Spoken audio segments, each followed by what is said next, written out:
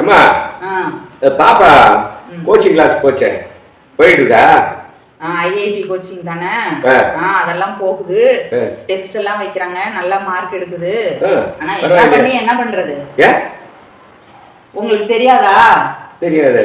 இப்ப அந்த வடக்கையெல்லாம் இது டெல்லியிலன்னு நினைக்கிறேன், டெல்லியிலயா இல்ல புதிய கல்வி கொள்கையில புதிய கல்வி கொள்கையில வந்து ஐஐடி ஒரு இது கொண்டு வந்திருக்கிறாங்களாம்.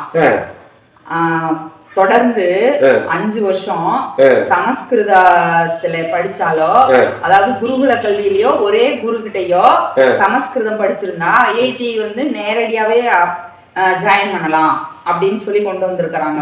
மொட்டை தலைக்கு முழங்காலுக்கு முடிச்சு போடுற மாதிரி இருக்கு.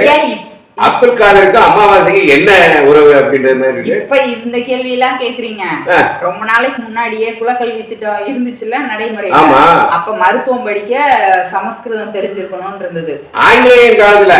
ஆமா ஆமா, அது ஆங்கிலேயன் காலத்துக்கு முன்னாடியே அப்படிதான் இருந்திருக்கு. அதனாலதான் ஆங்கிலேயன் காலத்துல தொடர்ந்தது. ஆமாமா, அது அவங்க மட்டும் படிக்கணும்ன்றதுக்காக அப்படி வச்சது. திருப்பி அந்த மாதிரி கொண்டு வந்துட்டு இருக்காங்க.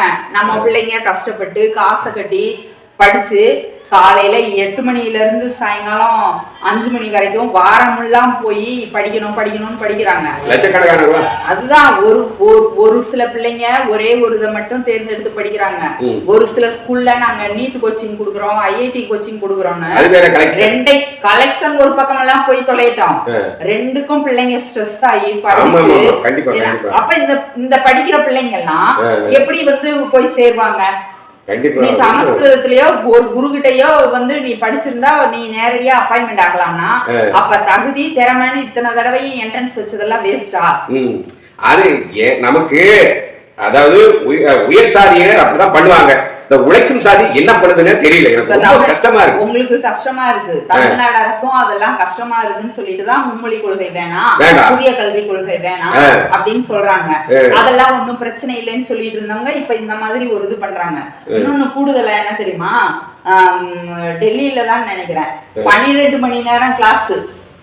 இது எங்கயா உலகத்துல எங்கயா பிள்ளைங்களை கண்ணுல பார்க்க முடியல, அந்த கோச்சிங் படிப்புன்னு போய்கிட்டு இருக்கு. இப்ப கிளாஸே 12 மணி நேரம் எடுக்க போறாங்களாம். பின்லாந்துல 7 வயசுலதான் போய் பள்ளிக்கூடத்துல சேர்க்கிற விளையாட்டா தான் கல்வி. ஆனா அவங்கதான் வந்து பாத்தீங்கன்னா உலகத்துல இருக்கிற போட்டி தேர்வு எல்லாம் முதன்மையா வர்றாங்க.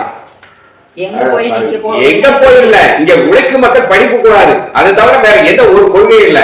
அப்படியே அறியாமையிலே வச்சுட்டு இருக்கணும், அப்படியே முலாய் அரைச்சிட்டே இருக்கலாம். அதுதான் உழைக்கும் மக்கள் இதை புரிஞ்சுக்கிறீங்களா, மீண்டும் 1000 ஆண்டுகள் பின்னாடி அந்த அடிமையில தான் போய் முடியும். உறவுகளே புரிஞ்சுக்குங்க. நன்றி.